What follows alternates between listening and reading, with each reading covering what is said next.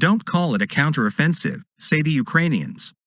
This is our offensive, it's our chance to finally drive out the Russian army from our land. All right, but what will it take to actually succeed? First off, let's not get distracted by the recent hard-fought but tiny territorial gains Ukraine has been making as it reached obscure, half-abandoned villages in the eastern Donetsk and southeastern Zaporizhia regions.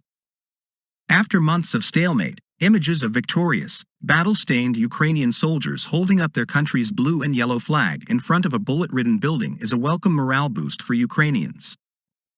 But in the big strategic picture, this is a sideshow. The area of Russian-held territory that matters most in this campaign is the south, the area between the city of Zaporizhia and the Sea of Azov.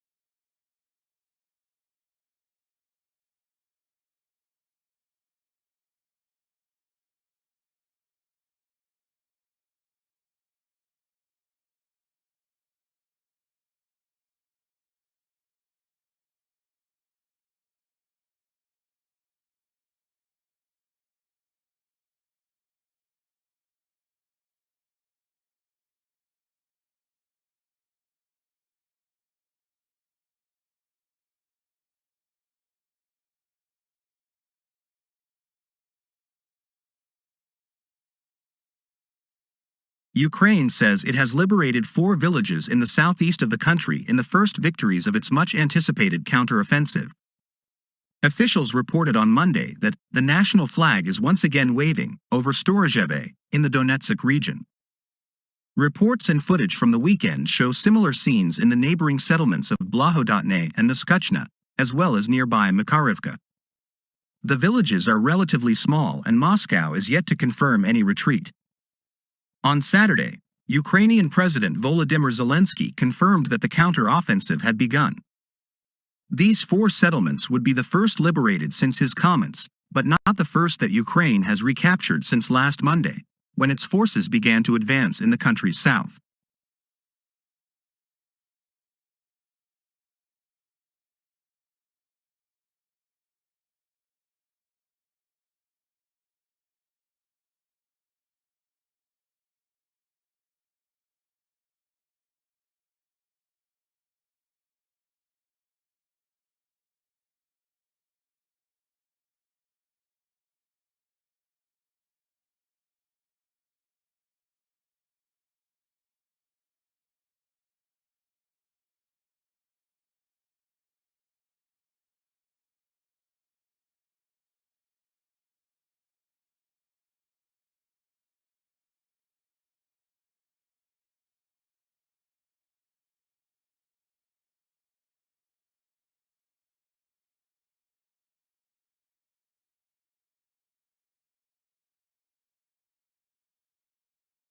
Afghans fleeing the Taliban are being kidnapped and tortured by gangs as they try to cross the border between Iran and Turkey on their way to Europe, a BBC investigation has found.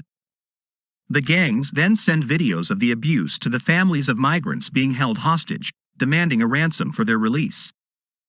Warning: this article contains descriptions of violence and sexual assault that some readers may find disturbing. Shackled together on a mountain top with padlocks around their necks, a group of Afghan migrants beg for their release. Whoever watches this video, I was kidnapped yesterday. They are demanding $4,000, £3,200, for each one of us. They beat us day and night non-stop, says one man, with a bloodied lip, his face caked in dust.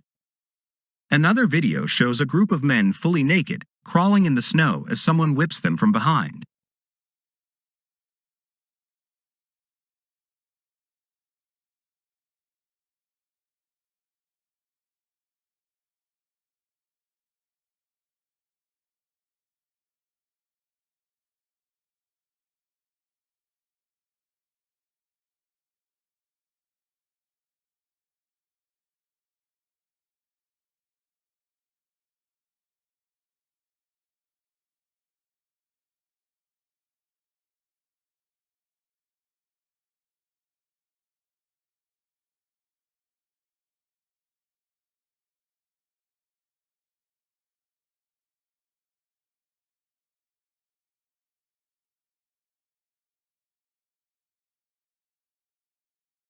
Donald Trump has pleaded not guilty to historic charges of mishandling sensitive files at a federal court in Miami, Florida.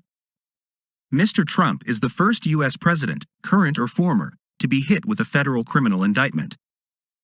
Arms crossed, in a dark suit and red tie, he sat in stone-faced silence for his second court appearance this year. The Republican later traveled to his golf club in Bedminster, New Jersey, where he addressed supporters. Against a backdrop of American flags, Mr. Trump, who is the frontrunner for the 2024 Republican presidential nomination, struck a defiant tone and told the assembled crowd he had every right to hold the classified documents, but hadn't had a chance to go through all the boxes. He said he followed the law and went on to list series of unsubstantiated claims as well as grievances against President Joe Biden and his former rival Hillary Clinton.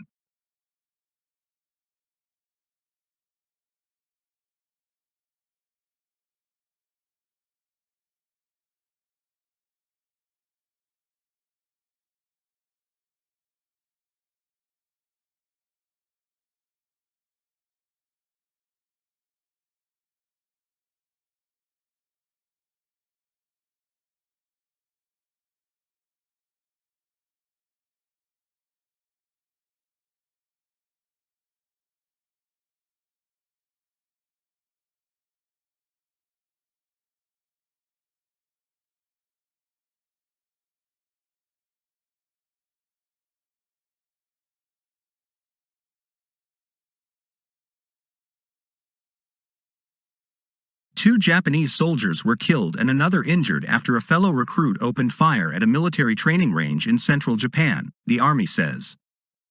An 18-year-old trainee was detained on the spot and arrested on suspicion of attempted murder, police said. They allege the male shooter fired his rifle at colleagues during a shooting drill in Gifu on Wednesday. A 25-year-old man was among those killed, authorities said. Details about the other victims, in their 20s and 50s, are not yet known. No civilians were involved, Japan's Ground Self-Defense Force said.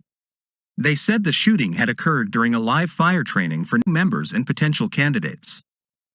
They did not reveal further information about the suspect, who is believed to be a new recruit. Gun violence remains extremely rare in Japan, but there have been some notable incidents in the past year.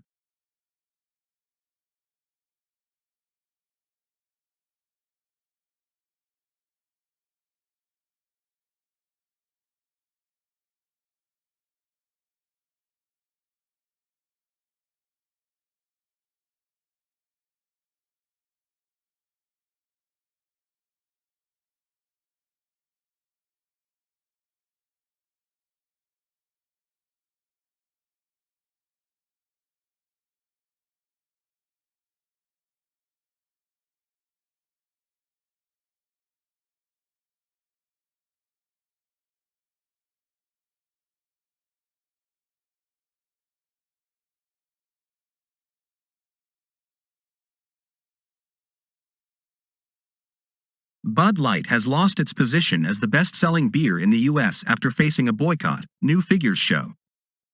In the 4 weeks to the 3rd of June, sales were down by almost a quarter, according to consulting firm Bump Williams.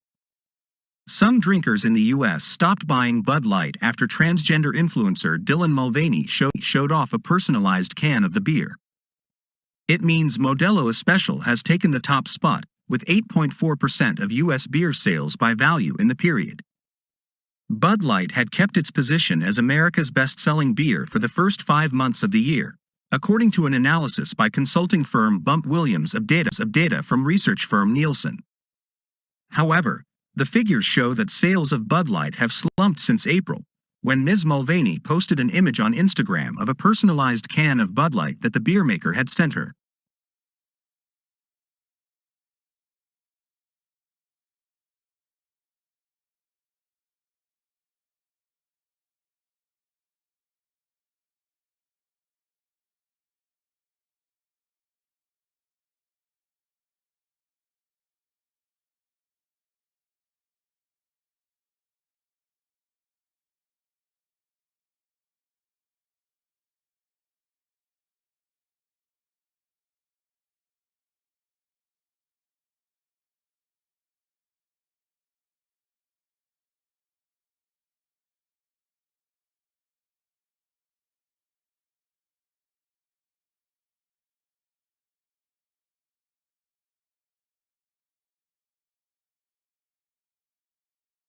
The maker of Pyrex glassware and Instant Pot multi-cookers has filed for bankruptcy protection, with as much as $1 billion, £790 million, in liabilities.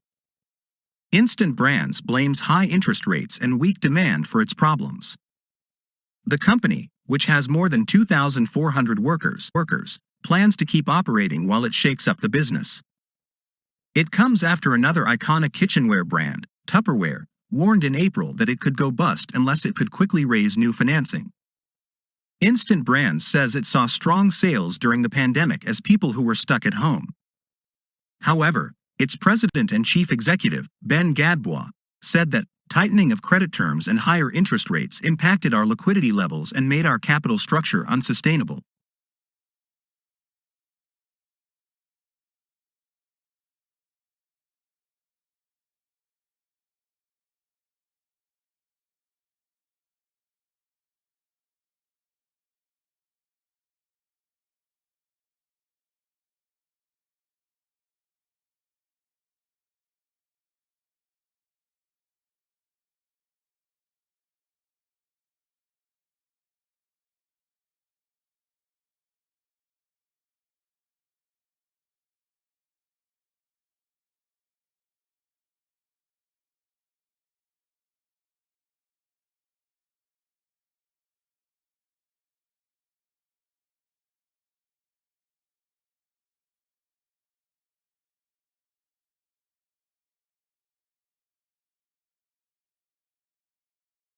Italy is marking the death of ex-Prime Minister Silvio Berlusconi with a spectacle befitting the grand soap opera of his life.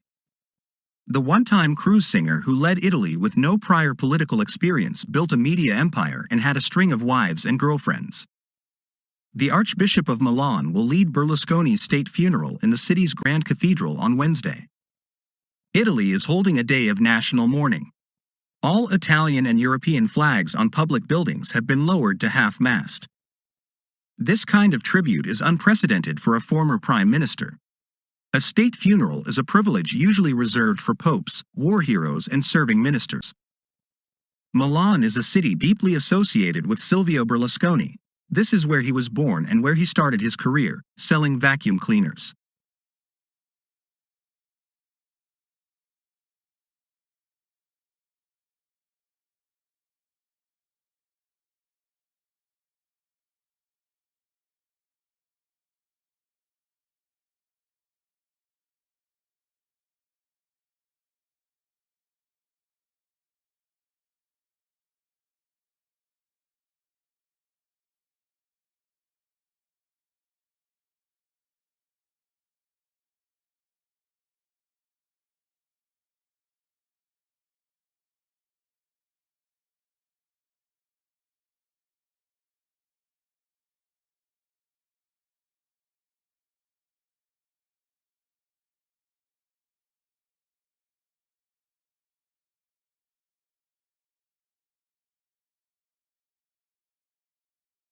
The city of Nottingham has been shaken by a series of attacks which left 2 teenage students and another man dead. Barnaby Webber, 19, Grace Kumar, 19, and a man in his 50s were fatally stabbed. 3 people were hit by a van police believe was stolen from the older stabbing victim. Suspect was tasered by police before being arrested on suspicion of murder. Counter-terrorism police are involved in the investigation, but no link to extremism has been confirmed.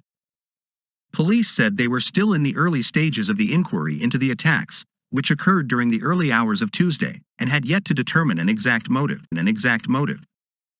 The suspect, 31, is believed to be a migrant of West African origin. Reporting from the scene, Daniel Sanford says he understands the suspect has a history of mental health issues. That is why at this stage, while counter-terrorism police are assisting the investigation, they are not running it, he adds.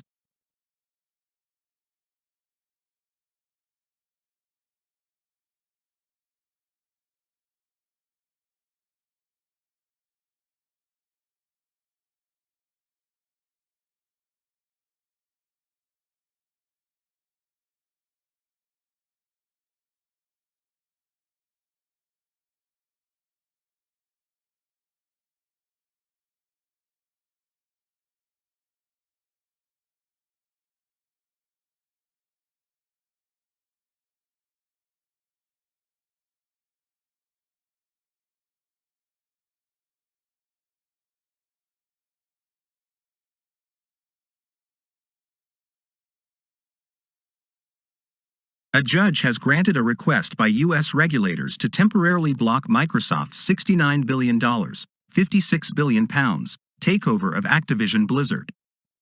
The court says the temporary restraining order is necessary to maintain the status quo while the complaint is pending. The U.S. Federal Trade Commission, FTC, says the deal could substantially lessen competition in the sector. A two-day hearing is now due to take place from the 22nd of June in San Francisco. The deal to buy the Call of Duty publisher would be the largest in the history of the video games industry. The FTC said that without a court order, the deal could have been completed as early as the end of this week, despite the UK blocking the takeover in April. Microsoft and Activision now have until the 16th of June to submit legal arguments to oppose a preliminary injunction, and the FTC, which enforces competition law in the U.S., will have to reply on the 20th of June.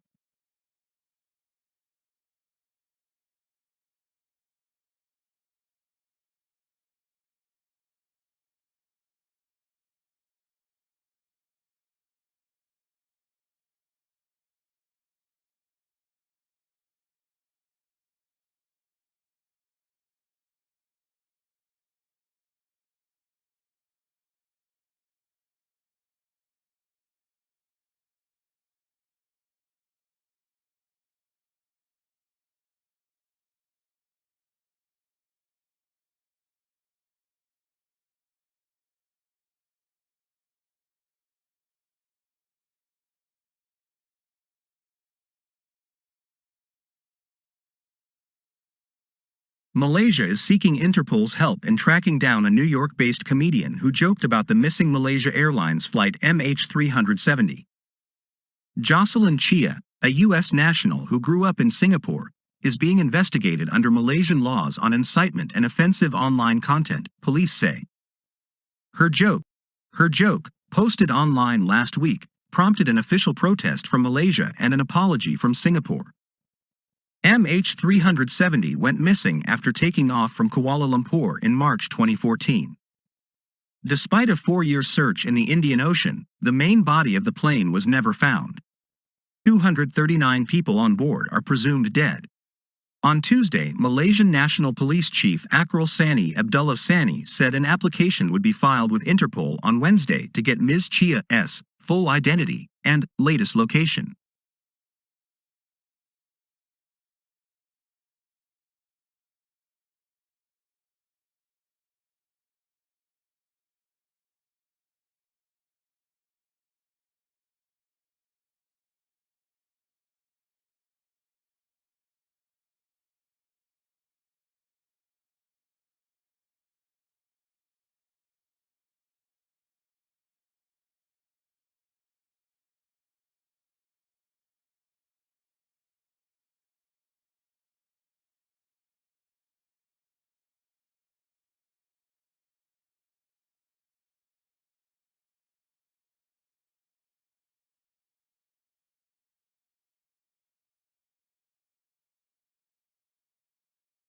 Russian President Vladimir Putin claims that Ukraine's counteroffensive has been unsuccessful, with its army suffering major losses.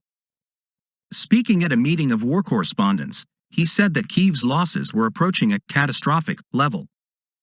That has not been verified, and Ukrainian President Zelensky has denied the counteroffensive is failing. There is movement forward, he said in his nightly video address. He thanked Ukrainian troops for every step and every meter of Ukrainian land that is being liberated from Russian evil. This was echoed by Valery Zaluzhny, the commander-in-chief of the country's armed forces, who wrote on Telegram there had been some successes. We are implementing our plans, moving forward. Ukraine's military declared on Wednesday that Russian losses in the past 24 hours had included 680 soldiers, 8 tanks and an air defense system. Both sides give daily claims about enemy casualties, which are impossible to verify.